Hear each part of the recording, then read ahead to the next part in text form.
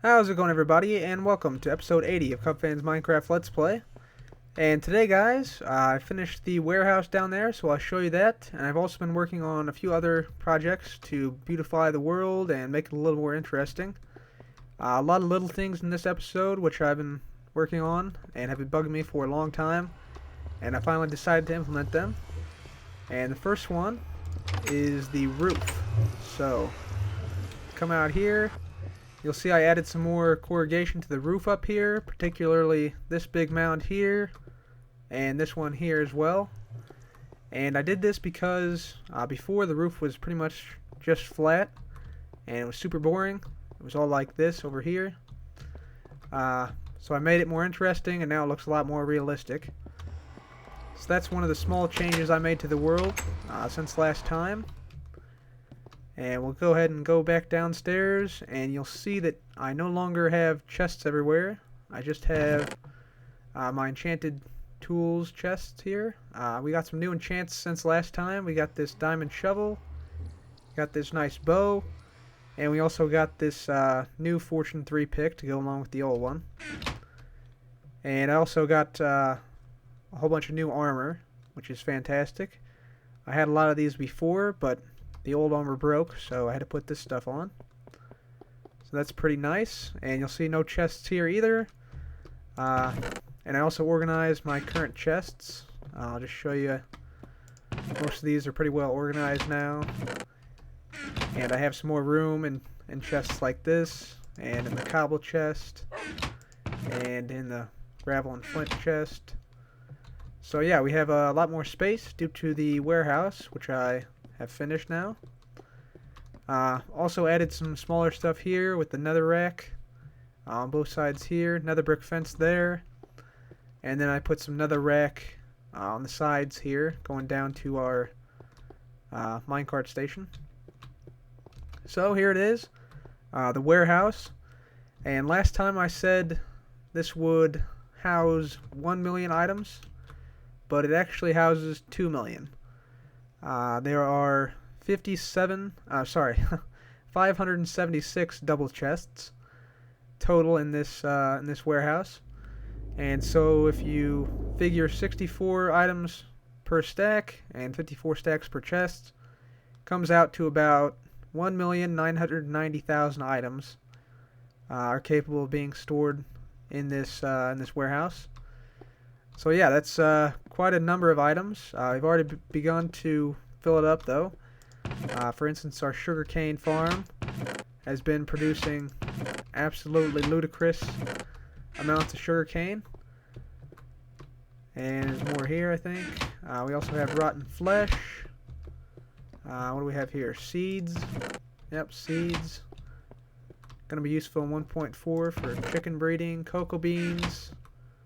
Coal, excess coal, redstone, cobble's around here somewhere. I think I hid it in the back because I wanted to suppress how much cobble I had. But nonetheless, this is going to be the more or less completed warehouse. I went with the glowstone lights on top. I was going to do cross beams and like a lattice pattern, but it looked awkward, so I just decided to scrap that. And I know there's dirt showing here. I kind of like that, though, because it's kind of like a rustic feel. It's like this, if this was made of like sheet metal, like if it was an actual warehouse. It's like little iron spots, rust spots everywhere. So yeah, I'm going to go ahead and keep that like that. I also have the pumpkins for lighting, because torches were causing the game to lag terribly. So I went with the pumpkins there. Yeah. Nothing much has changed that room. Let's go ahead and head down to the minecart station now. And once again, another minor change down here, but I've been meaning to make it for some time. I went ahead and changed from the gold ore to the diamond ore for the mineshaft line. And also did something interesting to all these mineshafts. I added banners. And let me show you exactly what I mean by that. So if we go down the stronghold mineshaft toward the end portal, you'll see here I added the end stone banner there. on top of these little structures. So all these all the way out to the end portal have these structures. This little banner here. So that's kind of cool. And I also added them for a lot of the other mine shafts. So I'll go ahead and show you some of those now. Okay, so here's the banner for the villager rail line. We just have 2 cobblestone and then a block of wood in the middle. And then we have the banner for both the regular spider farm and the quintuple cave spider farm right here. Then we have the line to the jungle, which is just jungle wood laid on its side. And finally, the banner for the zombie farm and the ice maker and the secondary base. We just have the blue wool and cyan in the middle, so it kind of emulates the zombie colors here. But I think it adds a little bit to the rail lines. And it's just those little details that make the world unique. So I went ahead and added those. I also made some changes down the end portal line. So let's just go ahead and go there now. And so you've already seen a large portion of this ride. So I'll just skip most of this.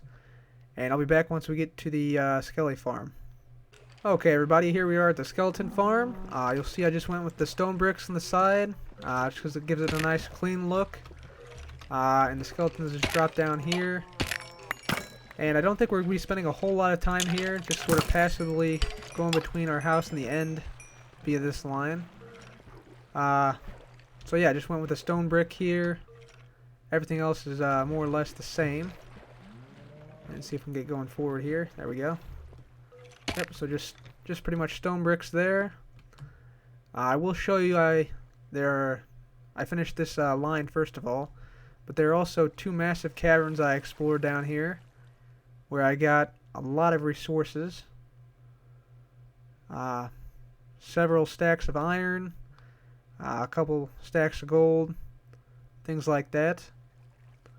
And I explored all these side caves and mined out what I could.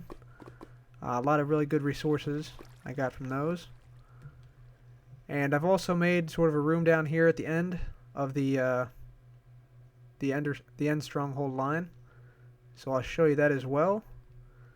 Kind of interesting design, sort of came up with that on the fly. So we should be coming up on it pretty soon here. Here we go. Yep, so this is the end of the end line, I guess. But yeah, I made this small room here. I went with grass blocks that I obtained via Silk Touch, some leaves, and just the regular wood. Kept the basic 2 end stone there. But this room just leads down.